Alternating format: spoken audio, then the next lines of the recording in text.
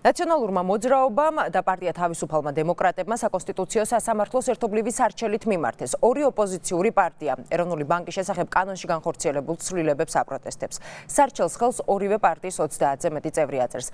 კონკრეტულ საკითხებზე იდენტური პოზიცია თუ ორი ოპოზიციური პარტიის ალიანსი პოლიტიკურ წრეებში ნაციონალური მოძრაობისა და თავისუფალი დემოკრატების თანამშრომლობაზე უკვე საუბრობენ.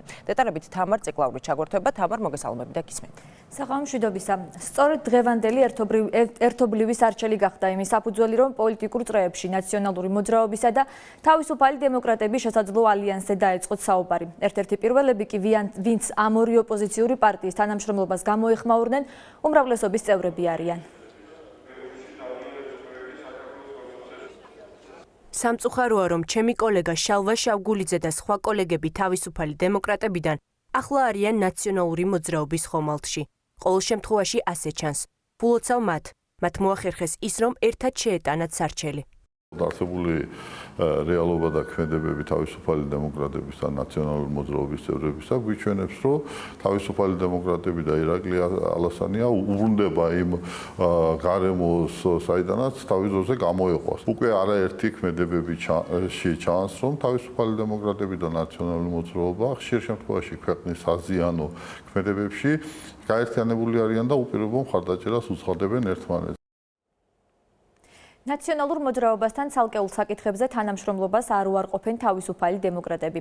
შალვა შავგულიძე ამბობს, რომ არსებობს საკითხები, რაზეც შესაძლოა მათი და ნაციონალური მოძრაობის წევრების აზრი ერთმანეთს დაემთხვეს, თუმცა არ საუბრობს ალიანსზე.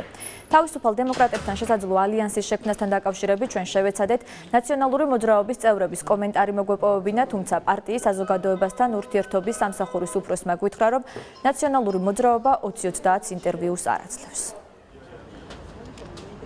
გარკვეულ თემებში ჩვენ ვართ ორი ოპოზიციური ძალა დღევანდელ პარლამენტში. გარკვეულ თემებში გვაქვს პოზიციური თანხმედრა. რა თქმა უნდა, ესეთ შემთხვევაში ჩვენ ვითანამშრომლებთ ამ კონკრეტულ თემებთან დაკავშირებით. რა თქმა უნდა, ჩვენ ერთმანეთს მხარს დაუჭერთ პოზიციებში და ტყუილად ცდილობენ რაღაც აი ესეთი იაფასიანი შანტაჟით ჩვენ შეშინებას. ბიზნესში ტელევიზიის კომენტარს ნამდვილად ვერ მივცემთ.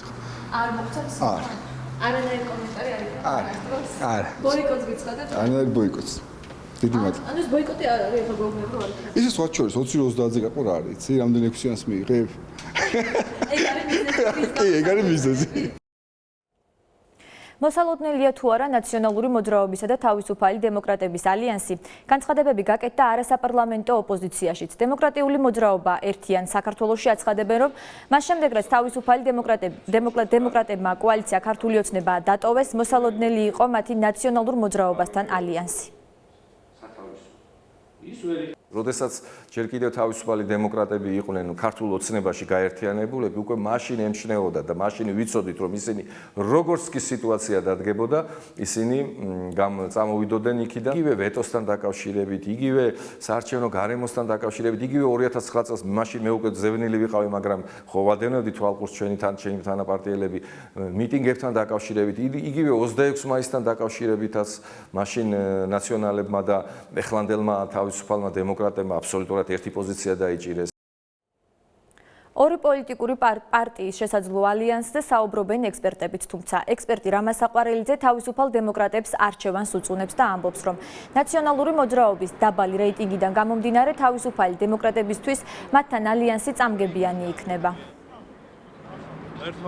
არ არის გამორიცხული თუ დაუშვათ ნაციონალებმა შესთავაზეს ალასანიას კარგად ორგანიზებული გუნდები. წინაარჩევნების შედეგებმაც და მერე შემდგომმა განწყობილებებმაც სოციოლოგიაც გვიჩვენებს ამას.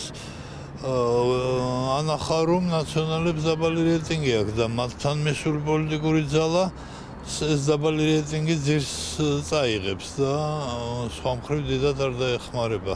იგივე ითქმის ალასანიაზეც. თავისუფალმა დემოკრატებმა კოალიცია ქართული ოცნება 2014 წლის ნოემბერში დატოვეს.